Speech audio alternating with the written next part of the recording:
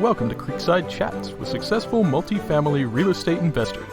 Dr. Allen chats with successful investors exploring their journey from setback to triumph. Through this window, we glimpse the truths that inspire our guests to invest abundantly and flourish in all areas of life. And now your host, Dr. Allen. Welcome to Creekside Chats with successful multifamily real estate investors. I'm your host, Dr. Allen. Today's guest works with Three Oaks Capital, a financial planning firm dedicated to helping others to live their best life. His primary focus is to locate high-performing multifamily real estate deals. He performs initial underwriting and analysis of these deals and determines if they are a good fit for the company. He remains involved after closing to manage the assets to ensure they perform in a manner that provides investors with exceptional returns. Welcome back to the show, Charles Seaman. Dr. Allen, thank you very much for having me back. It's a pleasure to be on the show once again. Well, I'm glad to have you back with me again today. I don't really have a script to follow here, so we're kind of shooting from the hip, but that's kind of how I started my first podcast. So this is, we'll see where this goes. I do have sort of an idea as to where I want to take this. And so I'll explain to you here where I'd kind of like to go. The research that is particularly coming out of University of Pennsylvania and the Center for Healthy Living, they have discovered that there are actually 5 fundamentals for flourishing and living an abundant life. And those fundamentals are positive relationships, engagement, which a lot of people refer to that as flow, and relationships, and meaning and purpose, and finally, accomplishment. And they have discovered that the healthiest people emotionally, psychologically, and those who are actually thriving in their lives have those 5 elements in a fair amount of abundance. So what I'd like to do tonight is the questions that I have for the first interview were actually kind of focused upon that, at least in a general way. But I thought if tonight we could actually just look at your life from a day in your life and look at a day in your life from the perspective of those 5 different elements. You agreeable to that? Yes, absolutely. Okay. And also, I thought in doing this would give us also an understanding as to actually what it is that you do in your job here with Three Oaks Capital. That's good. Okay, so let's just go through your day. And how does your day typically start? So most days, I typically rise at 6 a.m. on weekdays. Weekends, I sleep a little bit later, no alarm, so usually between 7 and 8. But usually I start at 6 a.m.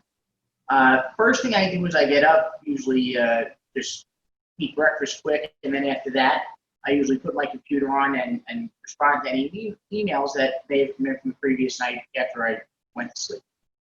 Then at that point, if I have any high priority items, I usually take care of those before it starts getting busy, because I know that usually by 8 or 9 o'clock, the phone starts ringing and I wind up probably spending most of the middle of the day on the phone. So usually I try to get any high priority items, and those might be deals that I'm looking at. It could be, right now we have a deal on the contract, so there's all sorts of things from loan applications to offering brochures that we're preparing to raise money with. So there's all little different projects like that I'll set those as priority based on which one is the most pressing at that particular time, and try to address those before my day starts getting really hectic. And typically, between 8 and 9, that's about when my phone starts ringing, and then from that point it probably doesn't stop until, and most times, 5 or 6. So a lot of times I'm on calls, some of which is scheduled in advance. A lot of times I do encourage scheduling calls, because that way it blocks out time on both my calendar and somebody else's calendar, and it gives us both a set time to speak with each other. But then, like anybody else, there's always calls that come throughout the course of the day that you don't expect, and then you wind up doing various odds and ends throughout the course of your workday that either add or detract from your desired result, depending on what you wind up doing. But ultimately, there are things that need to be done to move the operational wheel along, so you have to do to make progress. So most times around 9:30 or so, I take a little break. I work from home, so I go out and I walk my dog quick, just give him his morning walk, feed him quick, and then by 10 o'clock, I'm usually most times back in the saddle. And at that point, a lot of times when I'm doing midday is either speaking with brokers or speaking with anybody that I may need to speak with to get things done, be it brokers, be it attorneys, be it whoever that may be at that particular time. Sometimes when I appear on podcasts like this, I may have people that contact me on social media, and some of them may be potential investors. So even though that's not really my role within our business, my partner does more investor relations. But if they contact me, I always like to make the introduction and say, listen, I'm not just going to pass you off to somebody else. I want to have that personal connection. And then, if I figure that you need to be with my partner Adam, then I'll pass you on to him afterward. But at least let's start there.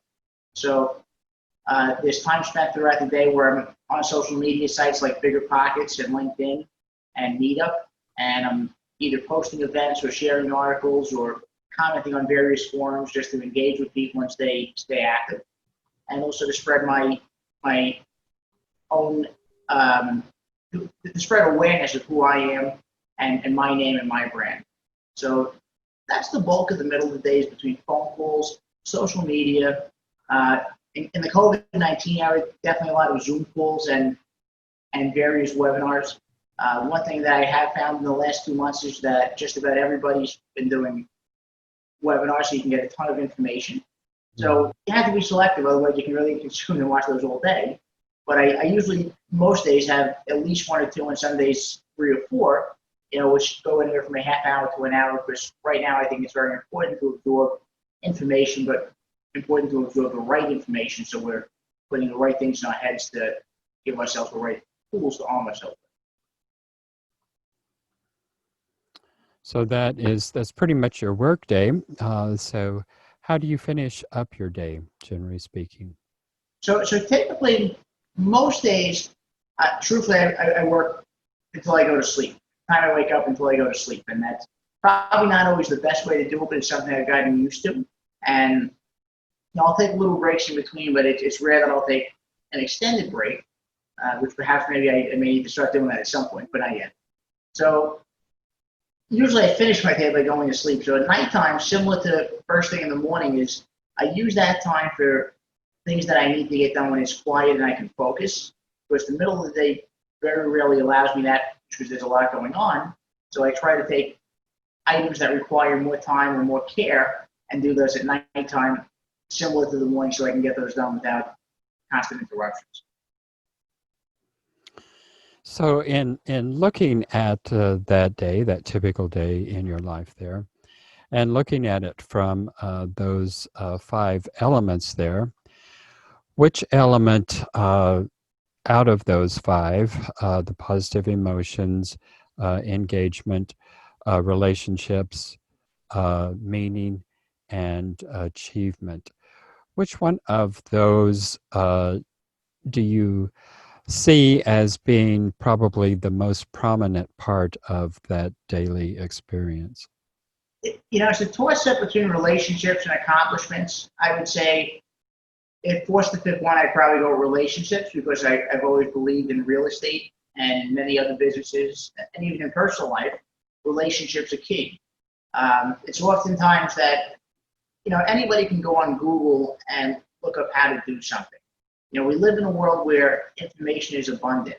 So it's no longer hard to get information or to become an expert at something, but it does take work to build relationships. And those are often what makes life meaningful in business and in pleasure. And a lot of times in business, especially in a business that's as people-oriented as real estate, you really need relationships. You got to be successful, as in many businesses, is really who you know more than what you know. Mm-hmm. And I find that that's been a big factor with my success thus far in real estate and with my continued success. So I would pick relationship as the biggest one. Actually, the research actually shows that probably relationships, if there is a fundamental element, it is probably relationships that really is the fundamental element that upon which the other four actually seem to stand.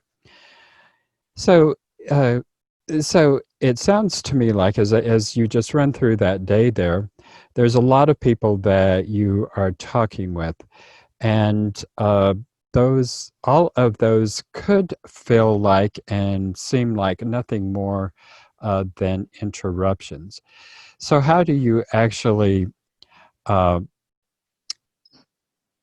work with those so that those actually do become meaningful relationships that actually do not only support the business but also support your well-being?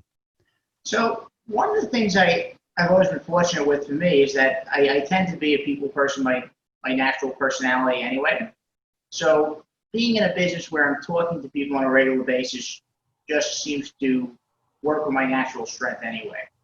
So because of that, even though it is work, it's something I enjoy doing. And truthfully, while a lot of the quieter tasks are important and I do need to do them, I much prefer the talking to people and staying engaged with them. Oftentimes, I find that it's very important to build rapport. And one thing I've learned from my own experience and just from other people I've known that have told me as well is that whenever you're dealing with people in a professional setting, be it real estate or anything else, you want to find some type of commonality outside of business. If your relationship is limited only to business, you're probably not going to have a very successful relationship. You'll probably have some back and forth exchange and dialogue, but you won't have a real connection with the person. And oftentimes, going further and finding that commonality and building the real connection will be what either gets you a deal or has somebody decide to invest with you. So one example was in our last deal that we closed in September of 2019. There was one particular investor that wound up investing with us, and I had connected with him initially a few months beforehand, and right away we hit it off. We were on the phone for an hour the first time I connected with him. We were introduced by a mutual friend, and even though it was building rapport and there was a lot of camaraderie, what it also did was it left that guy with a positive feeling, saying, "Oh, you know what? I like Charles. I feel confident in him." So then we spoke a few more times, and every time afterward, you capitalize on it a little bit more, and you build that relationship and that bond. And now, as that happens, all of a sudden, as opposed to just being colleagues or having a professional relationship, there's some friendship there too.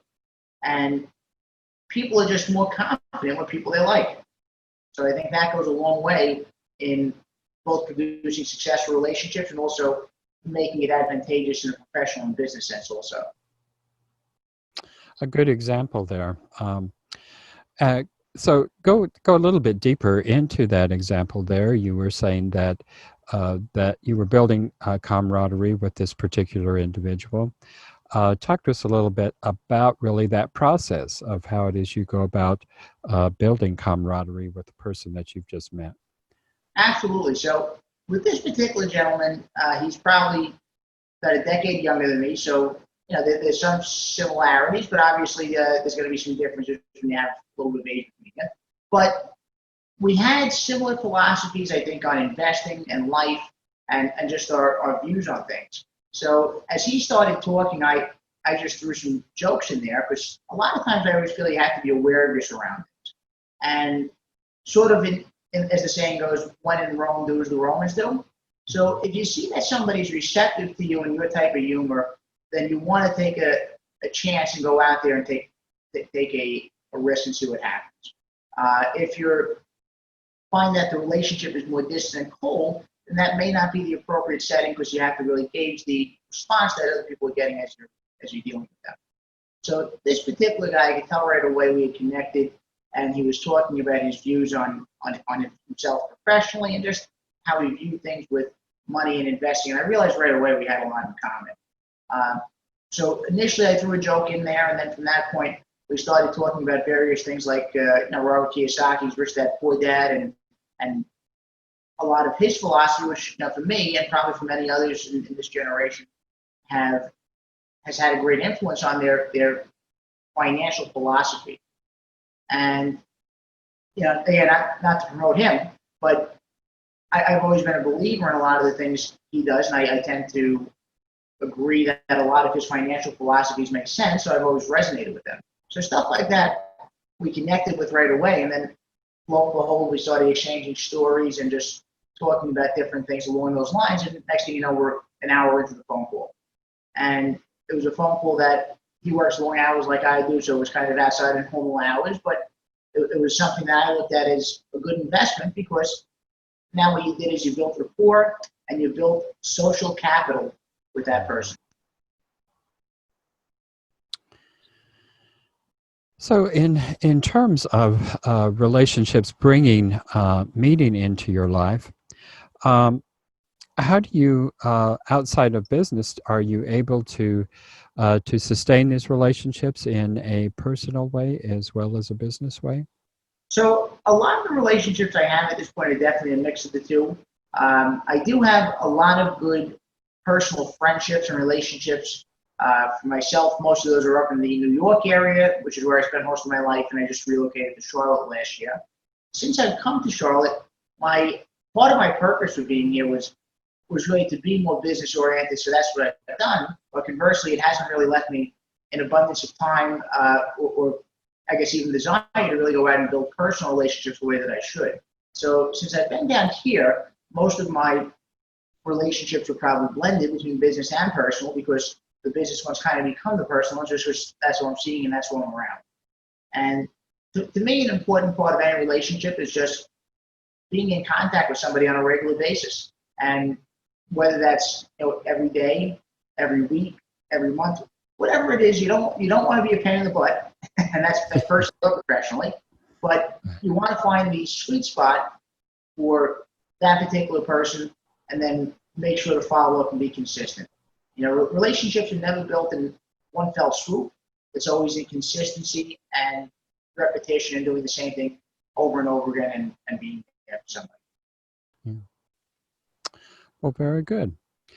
Well, also, I mean, we've been talking about relationships here, but it looks to me like there is also a lot of engagement.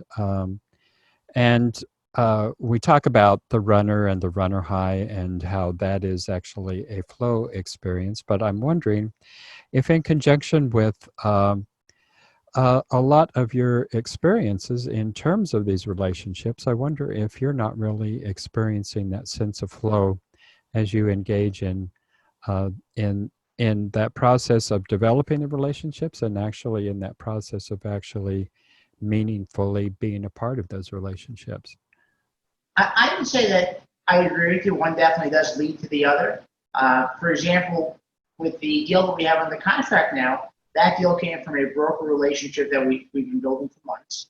And we got together with this particular broker. We had lunch back when you could still do that in the pre-COVID-19 era in late January. And we got together, had lunch. And then just a few days later, we got the deal which we now have under contract. So I think the relationship building eventually led to that engagement and flow, which ultimately, in this case, led to us getting the deal out of it. So in business, I think that's very, very important. You really need to have one feeding the other. And if we didn't take the initiative to be in contact with this broker on a regular basis and to get together for lunch and to see him whenever we had the chance to, then he wouldn't have thought of us and said, listen, do you guys want this deal? And maybe give it to somebody else. Yeah, okay.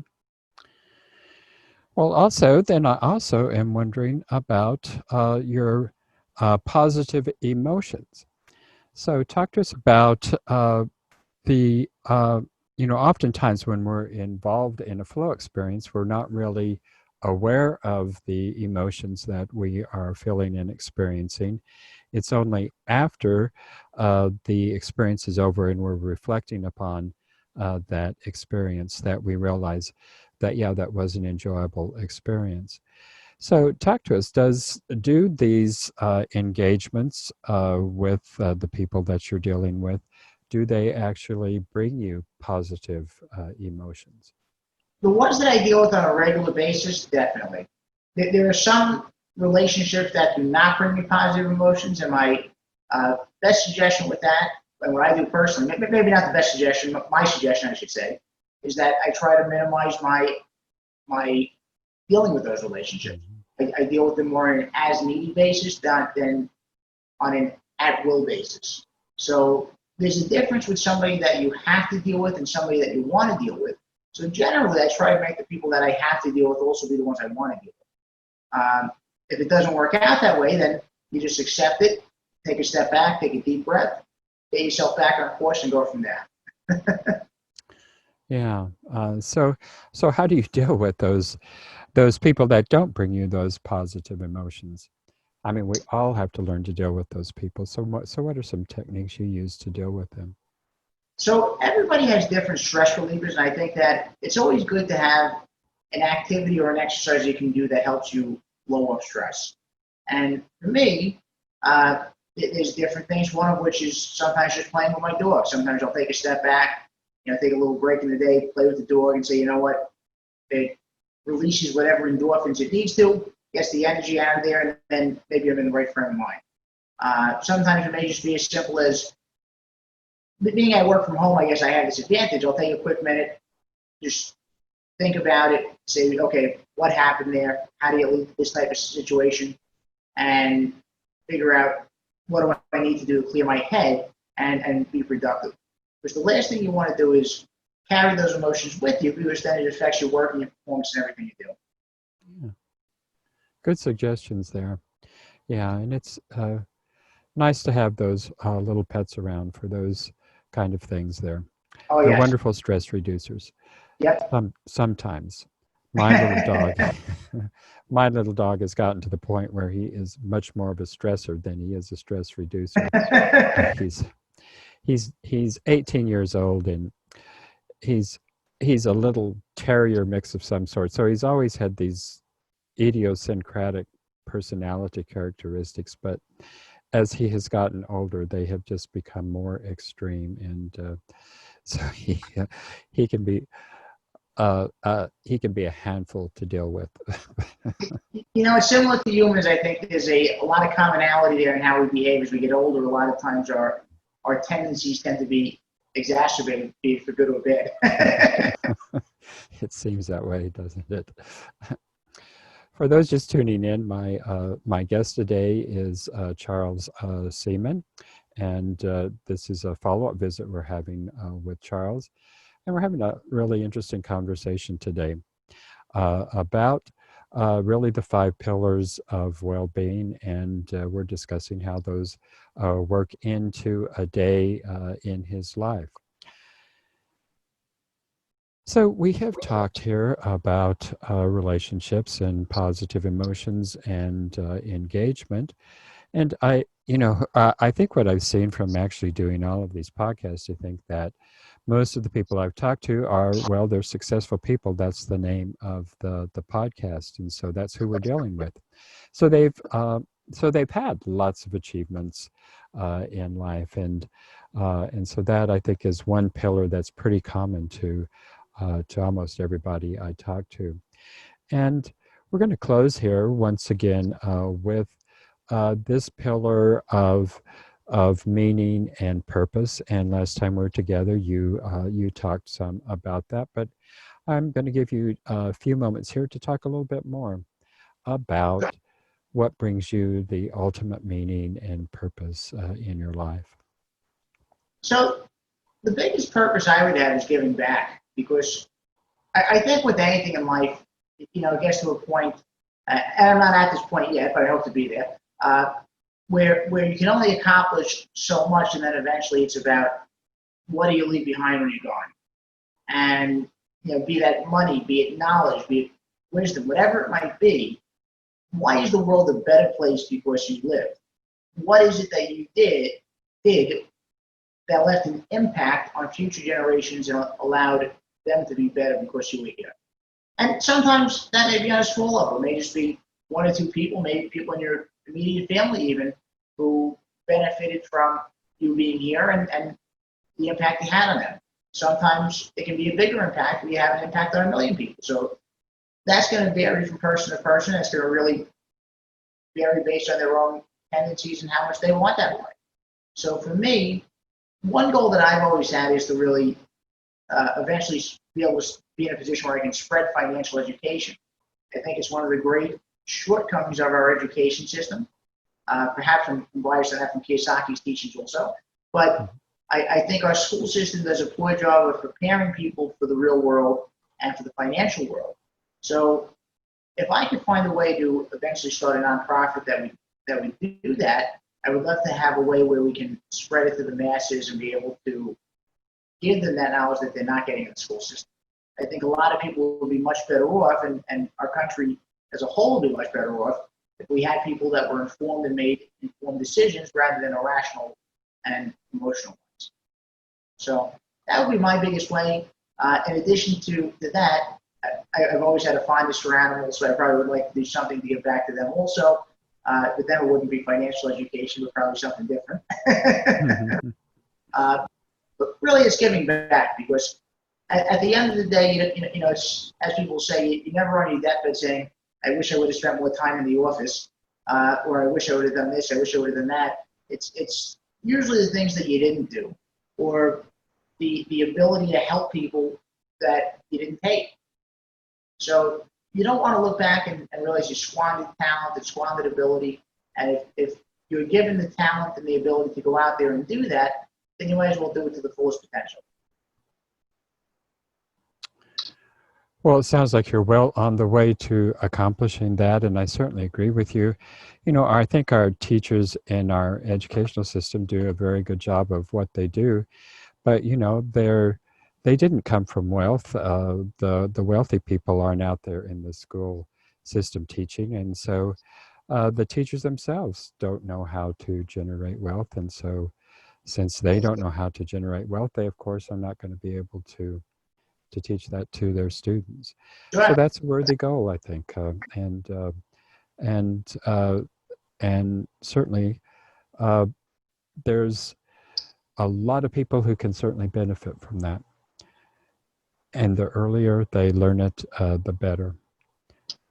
I would agree with you on that. I didn't start till 19, and it took quite a few years to beat it into my head. So I can relate. Yes, younger is definitely better. If you can start them at an earlier age and give them building blocks to work with, it'll probably impact their lives the positive that much more. For sure. Well, Charles, once again, it has been a real pleasure being with you. I enjoyed going through a day in your life and looking at it from those 5 different pillars. So thank you for being the guinea pig in terms of a return interview. I hope you found it beneficial. I certainly did. So thank you, Charles. Dr. Allen, thank you very much for having me back. It was a pleasure, and look forward to hearing many more of your episodes too.